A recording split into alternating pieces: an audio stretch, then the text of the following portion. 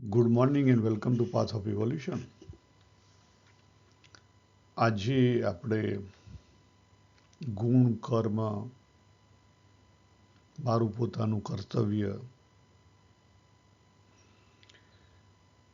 પ્રકૃતિ કરતા છે કે હું કરતા છું કે ભગવાન કરતા છું આજે એની ઉપર આજે અને આવતીકાલે ચિંતન કરીશું. પહેલા ભાગની અંદર આપણે ખાસ ફોકસ કરીએ કે ભગવાને ત્રીજા અધ્યાયનો 27મો શ્લોક છે.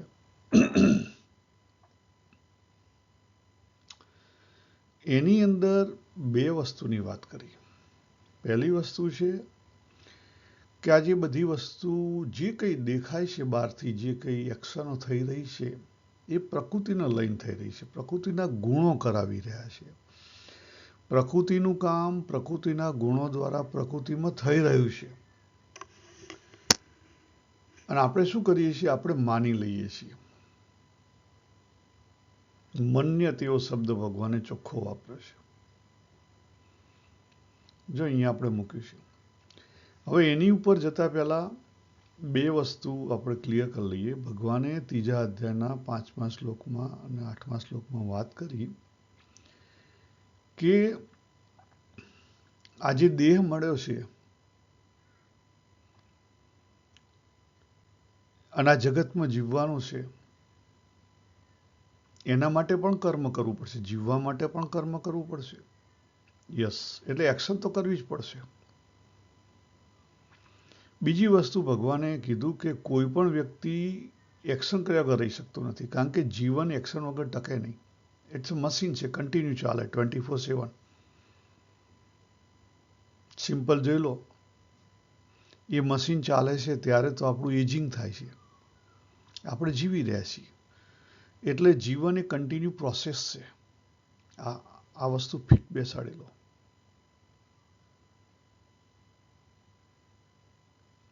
ખ્યાલ આવ્યો? હવે એથી આગળ, કર્મની આગળ ભગવાને શું કીધું કે જો તું એવું માનતો હોય કે તારું કર્તવ્ય છે ને તું કરે છે, ઇટ્સ ઓકે, તો પછી માત્ર તને કરવાનો અધિકાર છે. કયા અધિકારની ના પાડી? ફળની ના પાડી. બીજી વસ્તુ, કર્મ ફળનો હેતુ એટલે હાથે કરીને ઊભું નહીં કરવાનું. અને ત્રીજી વસ્તુ, આળસુ પણ નહીં બનવાનું. આળસ તો ગયા. આટલું બેકગ્રાઉન્ડમાં યાદ રાખીએ અને આપણે ત્રીજા અધ્યાયના 27મા શ્લોકને થોડુંક સમજવાનો પ્રયત્ન કરીએ.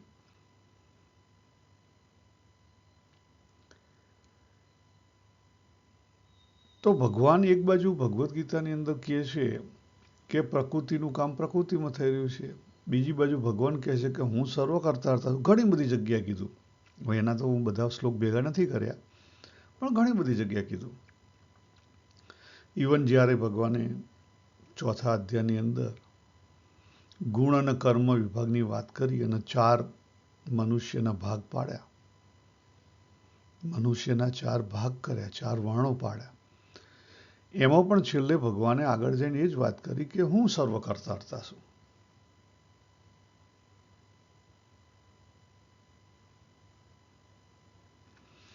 મુજ અવ્યય રમેશ્વર કો તું અકર્તા જાણ. હું કરતા છું સદા તું મને અકર્તા માન. જો ભગવાન કેટલી બધી વિરોધાભાસી વાતો કરે છે. અને જ્યાં વિરોધાભાસ છે ને ત્યાં સાચું રહસ્ય છુપાયેલું છે. એટલે આપણે રહસ્યની વાત કરવા તરફ જઈ રહ્યા છીએ.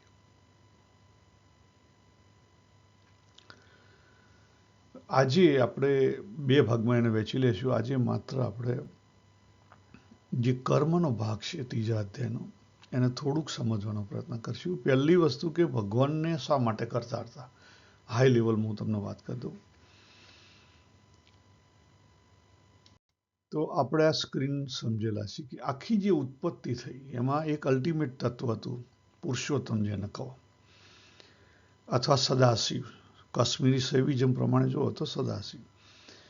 એ સદાશિવ જાગ્યા એટલે બે ભાગમાં એમને ખબર પડી કે હા, હું શું, મારી શક્તિ છે. શક્તિ અને શક્તિમાન, શિવ અને શક્તિ, ખ્યાલ આવે? સદાશિવ જાગ્યા એટલે બે ભાગ થઈ ગયા, શિવ ને શક્તિ, જેને ભગવદ્ ગીતાની અંદર અલગ અલગ શબ્દોથી એને એક્સપ્રેસ કરવામાં આવેલું છે. અક્ષર કીધેલો છે, પુરુષ કીધેલો છે, પરા કીધેલું છે, ક્ષેત્ર કીધેલો છે. ખ્યાલ આવે? આ બધા અલગ અલગ શબ્દો રિલેટિવ શબ્દો છે, થોડોક ડિફરન્સ છે, પણ જનરલી મોર ઓર લેસ સેમ છે. પણ પુરુષ અને પ્રકૃતિ એ બહુ નજીકનો સારો શબ્દ છે. પુરુષ અને પ્રકૃતિ બહુ નજીકનો સારો શબ્દ છે. તો એ બે થયા ને એમાંથી આખું જગત બન્યું. શું બન્યું? આખું જગત. અને આખા જગતની અંદર મેં મારું જગત ઊભું કર્યું. આખા જગતની અંદર મેં મારું જગત ઊભું કર્યું. હવે જગતની અંદર બે વસ્તુ છે, યાદ રાખો. પહેલો ભાગ છે જગતનો છે કોસ્મિક ભાગ છે. દાખલા તરીકે આ દિવસ ઉગ્યો, શિયાળો ચાલુ થયો તો ઠંડી ચાલુ થઈ. તમે એને કંટ્રોલ નહીં કરી શકો, એ કોસ્મિક ભાગ છે.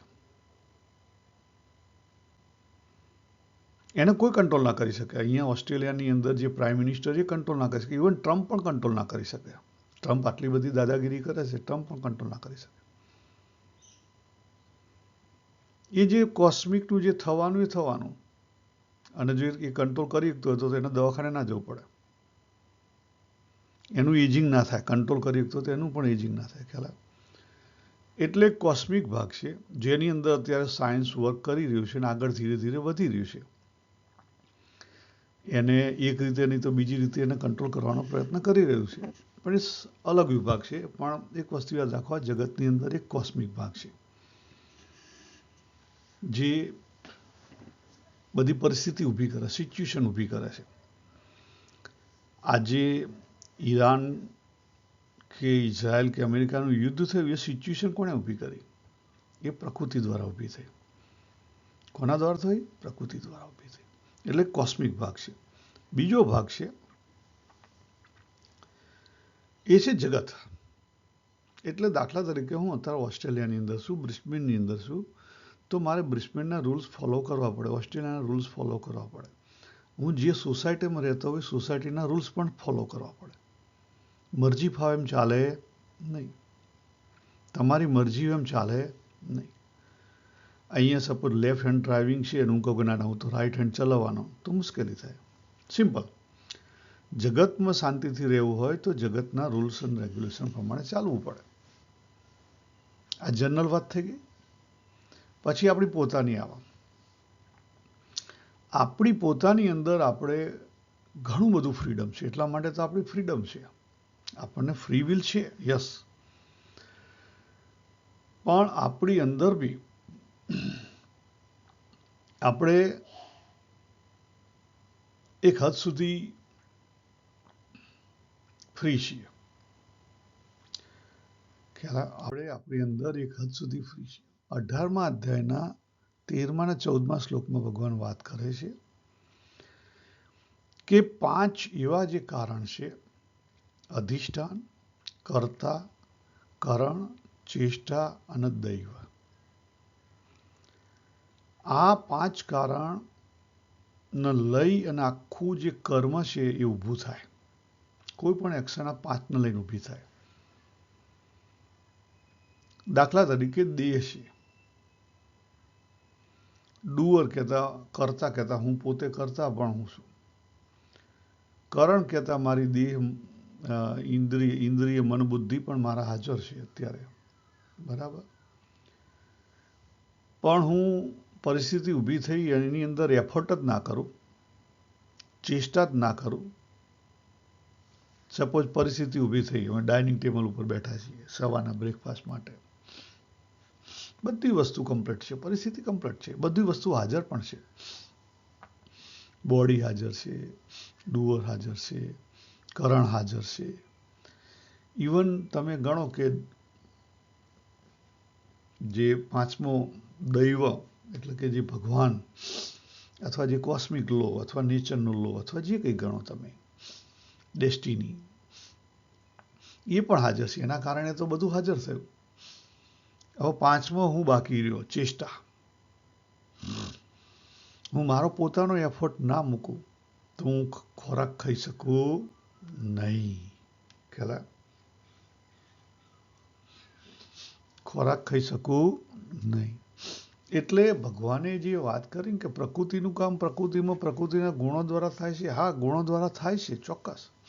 અને મેં જો આમાં 3 ભાગ કર્યા છે. એક વ્યક્તિ એવો છે, one will participates by on વાસના. પોતાની રીતે પોતાને જેમ કરવું છે એ પ્રમાણે કરે છે. તો શું થશે? એને કર્મબંધન થશે. એટલે એને એફોર્ટ તો કર્યો પણ ડુઅરશીપ વધારે પડતી લઈ લીધી. જે કર્તૃત્વ છે એને પોતાનું માની લીધું. થયું કોનાથી? થયું કોનાથી? કારણ કે તમે તમારી જાતને જો આત્મા માનતા હોય, પુરુષ તત્વ માનતા હો, તો તમે કરતા નથી. કરતા કોણ છે? પ્રકૃતિ છે. પણ તમે શું કર્યું? તમારી વાસનાને મહત્વ આપ્યું, માની લીધું. તો વાસના પણ કોણ છે? વાસના પણ પ્રકૃતિ છે. પણ એ કેવી છે? મિક્સ પ્રકૃતિ છે. એ બ્લોક થયેલી એનર્જી છે. એટલે શું થાય છે? દોડાદોડ કરી રહી છે. જ્યારે કોઈ પણ એનર્જી બ્લોક થાય તો એની અંદર કર્તા હાજર હોય. કોણ હાજર હોય? કર્તા હાજર હોય. પણ સમજવાનું ક્યાં છે? આપણો એફોર્ટ ક્યાં આવે? માત્ર ચેષ્ટામાં આવે. બીજો વ્યક્તિ છે, એનું એ જ વસ્તુ છે, એની જ સિચ્યુએશન છે. બીજો વ્યક્તિ છે, એની પોતાની વાસના પ્રમાણે જે કરે છે, નો ડાઉટ. પણ એ માની નથી લેતો. એ શું કરે છે? વાસનાને હાર્મોનાઇઝ કરે છે. બ્લોક થયેલી એનર્જી છે એને હાર્મોનાઇઝ કરે છે. એટલે આપણું ખરેખર જીવન ઉદ્ધાર જો કરવો હોય તો તમારે કેવી રીતે કરવો પડે? વાસના આપણી અંદર રહેલી છે. આપણને દેહ, ઇન્દ્રિય, મન, બુદ્ધિ મળ્યા તો વાસના આવવાની. કારણ કે પ્રકૃતિ રેલાવાની. એને તમે નહીં રોકી શકો.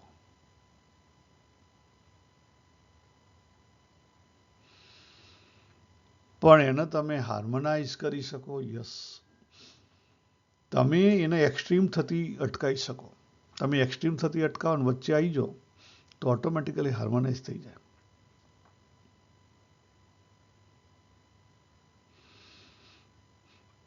ખ્યાલ? એના માટે કેટલાક રૂલ્સ અને રેગ્યુલેશન જીવનમાં જરૂરી છે. યસ. પણ પછી એ પણ એક્સ્ટ્રીમ કરી અને એમાં ડ્યુઆલિટી ઊભી નથી કરવાની. એ પણ એક્સ્ટ્રીમ કરીને એમાં ડ્યુઆલિટી ઊભી કરવાની નથી. અને ત્રીજો જે અવેકન માણસ છે, એ પણ પરફોર્મ કરે છે. ખ્યાલ આવે? ખાવા બેઠો હોય તો ખાય છે.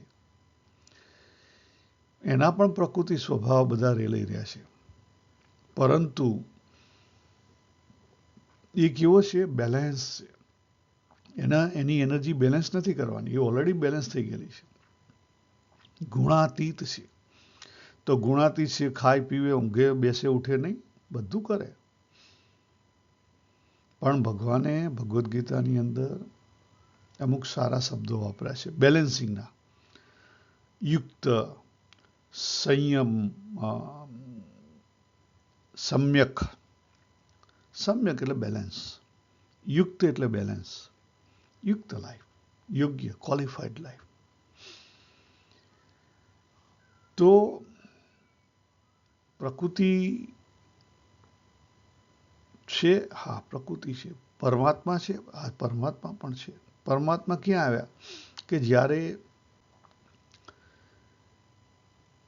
આપણે જે 5 વર્ષ કારણની વાત કરી 18મા અધ્યાય 14માં, પહેલી બોડી, બીજું કર્તા ડુઅરશીપ, ત્રીજું કરણ એટલે આપણા ઇન્દ્રિય, મન, બુદ્ધિ, ચોથું એફર્ટ. આ એફર્ટ એ આપણો પોતાનો છે.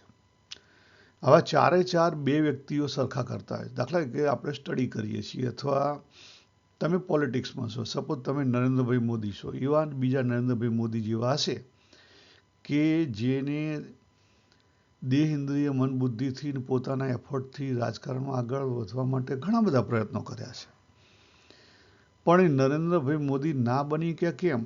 તો એક જ કારણ, એ છેલ્લું, દૈવમ. જે પાંચમો ફેક્ટર છે જેને આપણે ઘણીવાર સંજોગ કહીએ છીએ. ઘણીવાર આપણે શું કહીએ? સંજોગ કહીએ છીએ. એ સંજોગ એને ફેરવી દે.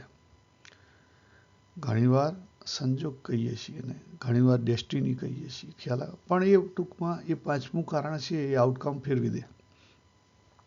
એટલા માટે ઉપર ભગવાને ના પાડી કે ફળની ઈચ્છા તું નહીં રાખ, ફળ તને એ પ્રમાણે નહીં મળે. એટલે આપણે ક્યાં આવ્યા?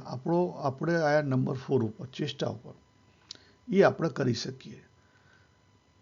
ચેષ્ટા એટલે શું? આપણું જે એનર્જી છે એને અંદર મૂકવાની છે, પણ કેવી રીતે મૂકવી? કેવી રીતે મૂકવી? રાઈટ. અને એમાંથી કેવી રીતે બહાર નીકળવું? આ બે પ્રશ્ન આપણે નેક્સ્ટ સેશનમાં જોઈશું. એમાં તો આપણે સમજવું પડે કે ભાઈ આ જે 4 પ્રકારના ભગવાને જે ગુણ અને કર્મના લઈને ભાગ કર્યા, એમાં હું કઈ જગ્યાએ છું અને હું એ જગ્યાએ છું, તો ત્યાંથી મારે બહાર કેવી રીતે નીકળવું? ત્યાંથી હું બહાર કેવી રીતે નીકળી શકું ઇઝીલી? બરાબર. આ વસ્તુ જો સમજાઈ જાય અને એ પ્રમાણે કરીએ તો આપણે સમત્વમાં આવી શકીએ, અને તો પછી સમત્વ યોગ ઉચ્ચતે થાય, બાકી થાય નહીં. આજે આપણે શું જોયું? કોસ્મિક લેવલે પ્રકૃતિ કરતા છે, યસ. જગત લેવલે સોસાયટી કરતા છે, મારા પોતાના લેવલે હું કરતા છું, અને બધાનું ઉપરવટ જઈને એક તત્વ છે, એ ફાઇનલ રિઝલ્ટ આપે છે. એટલા માટે ભગવાને ફળની ઈચ્છાની ના પાડી. ખ્યાલ? તો આપણે અહીંયા પૂરું કરીએ. સર્વેને જય શ્રી કૃષ્ણ. હરિ ઓમ તત્સત.